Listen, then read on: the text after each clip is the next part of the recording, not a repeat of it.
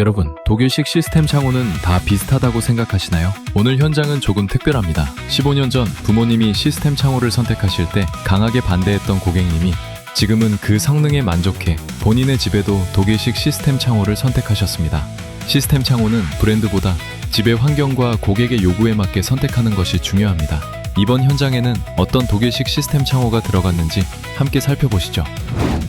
네, 안녕하세요. 시스템 윈도우 민경현의 창호연구소입니다. 오늘은 발틱 창호 아파트 리모델링 현장에 왔는데요. 이전에 전시장 영상에서 보신 분들이 있을 거예요. 근데 이 발틱 창호의 장점을 이 아파트에서는 어떻게 살렸는지 제가 한번 설명드리도록 하겠습니다. 그리고 이 프로모션 단열도 높고 하자도 요인을 줄일 수 있고 가볍게 사용할 수 있는 코닝 유리, 유일하게 발틱 창호만 가능한데요. 이 코닝 유리를 기존 유리와 동일한 가격으로 특별한 인상 없이 진행하고 있습니다. 현장 한번 들어가서 어떤 장점을 살렸는지 가보겠습니다.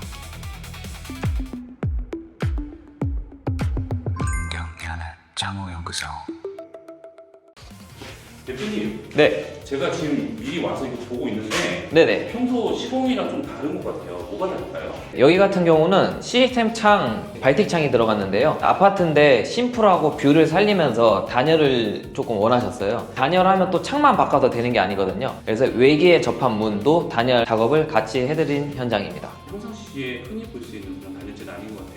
단열재 보시면은 지금 이제 제가 들고 있는 게 경질 우레탄입니다. 그래서 아무 열관료율이 아주 높은 단열재인데요. 뒤쪽 보시면 석고가 쳐져 있고 여기 보면은 석고가 안 쳐 있어요. 그래서 여기 같은 경우는 이쪽 벽면 외부가 옆집이 아니라 이제 외부거든요. 외벽이에요. 그래서 내단열을 보강하면서 석고를 치지 않고 이 표면 강도가 되기 때문에 마감 작업을 그대로 할 수 있게 OCC 보드를 31mm짜리 두 개를 해서 특별한 마감 없이 단열을 살리면서 이렇게 작업을 하고 있습니다. 그러면 이 단열 작업은 같이 하신 거예요?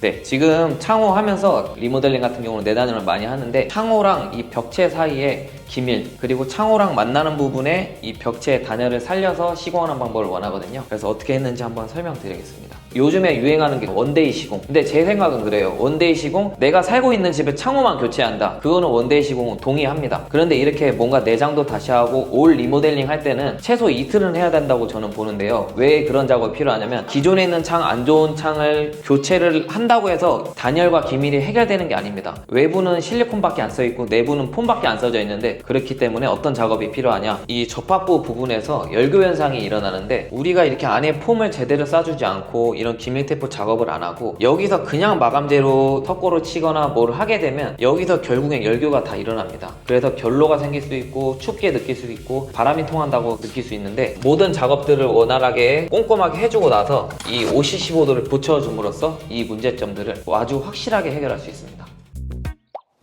여기는 외벽이 아닌데 네. 여기까지 단열이 되어 있을까요? 여기 옆에는 말 그대로 외벽이 아니라 거실 발코니예요. 근데 이렇게 단열재가 왜 돼 있냐면 두 가지 요소가 있습니다. 보통은 외부만 단열재를 붙이면 외기에 대한 단열은 다 했다 이렇게 생각하시면 안 되고 외부에 벽체가 있었을 때 보통은 450mm, 45cm 정도는 단열재를 같이 붙여줘야 단열을 잡았다고 볼 수 있고요. 이 반대편에 보면은 거실 발코니 쪽에 우수관이 있습니다. 우수관에서 차가운 물이 떨어지면서 주위 공기를 차갑게 또 하거든요. 결로 현상이나 단열 깨지는 현상을 막기 위해서 여기 같은 경우는 우수관 주변까지 단열을 작업을 해줬습니다. 대표님, 제가 현장에서 주운 게 있는데 뭐가 우레탄 폼인데 예예. 제가 이게 철무점 자주 가는데 이런 거 철무점에서 못 본 것 같은데 많이 파는 게 아닌가요? 일반 철물점에서는 못 구하고요. 패시브 자재, 고단열 자재 이런 자재상에서 구할 수 있어요. 그래서 저희가 이걸 쓰는 이유는 이 시스템 창이라는 거는 문이 무겁고 툭툭툭 치잖아요. 그럼 폼을 저희가 꼼꼼하게 따놔도 그 안에 있는 폼이 크랙이 가고 갈라질 수 있어요. 부서질 수도 있고. 그래서 이 폼은 이제 연질 폼이라고 해서 요즘에는 이제 수달 코리아에서 제작을 하기는 하는데 지금 저희가 쓰고 있는 거는 벨기에에서 직수입하고 있는 수달 플렉시볼이거든요. 폼 같은 경우도 조금 신경 써서 쓰고 있습니다. 그리고 제가 만져보니까 아까 네. 마침 연질폼이라고 하셨잖아요. 말랑말랑하더라고요. 또 이렇게 접팬창이라고 하시는데 예, 그런 예. 거 쓰는 이유가 어떤 의미로 쓰는 거예요? 팽창이 많이 안 돼야 이 창틀에 밀어내질 않잖아요. 시공을 잘 해놔도 또 하자가 생길 수 있거든요. 그 점이 보완이 되고 제가 이렇게 뜯으면 공기층 없이 이렇게 밀도가 엄청 높습니다. 밀도가 높아서 단열도 살리고 연질폼이랑 이렇게 물렁물렁해요. 창이 어느 정도 진동이나 그런 거에도 움직여도 부서지지 않고 같이 물렁물렁하면서 움직일 수 있게 윈도우 전용 폼을 쓰고 있습니다. 대표님, 여기 네. 보니까 예. 검은색으로 칠해져 있더라고요. 요거에 좀 설명 좀 해주시겠어요? 옆에 보시면은 뭔가 테이프 같은 게 붙어 있고 아래 보면은 검정색 칠해 놓은 게 있어요. 이거는 저희가 리모델링 같은 경우는 벽이 고르지 않는 부분이 많이 있잖아요. 심하지 않는 부분은 테이프로 보강을 하고 하부 같은 경우는 지금 보시는 것처럼 굴곡이 많이 젖어 있고 그 전에 미장 똥들이 많이 있어요. 이거를 다 일일이 다 제거를 할 수 없기 때문에 이 비스콘이라는 걸 이용했는데, 이전 영상에도 한번 소개해드렸는데 이 비스콘은 기밀 테이프 역할이랑 똑같이 합니다. 방습, 기밀 역할. 꼼꼼하게 발라줬을 때 이 테이프 형식으로 변하면서 기밀 역할을 해주기 때문에 테이프를 할 수 있는 부분은 기밀 테이프, 테이프가 안 되는 부분이라고 해서 아 여기는 테이프가 붙일 수 없는 부분이다, 그냥 폼만 쓰면 끝나야 됩니다, 이렇게 하지 않고 좋은 자재를 가지고 와서 꼼꼼하게 해드리고 있습니다. 지금 제가 이거 검색해보니까 굉장히 비싸더라고요. 이거를 이렇게 써도 되는 거예요? 이 제품도 독일에서 프로크리마에서 유명한 회사에서 들어오는 거예요. 도막제 같은 경우도 다른 브랜드도 많이 있겠지만 프로크리마에서는 가장 비싸게 팔고 있는데, 제가 다른 브랜드도 많이 써봤는데 이 제품이 가장 좋더라고요. 가격 부담이 좀 있다 해도 10만원, 20만원 차이거든요. 근데 이 집은 장기적으로 이걸로 인해서 500만원, 1000만원까지도 왔다 갔다 하는 손실이 날 수 있어요. 제가 직접 여러 가지 써보고 선택해서 쓰고 있습니다. 제가 하이샷이 시공이나 이런 데를 많이 다니거든요. 이렇게 비스콘이나 기밀 테이프 쓰는 거 본 적이 없거든요.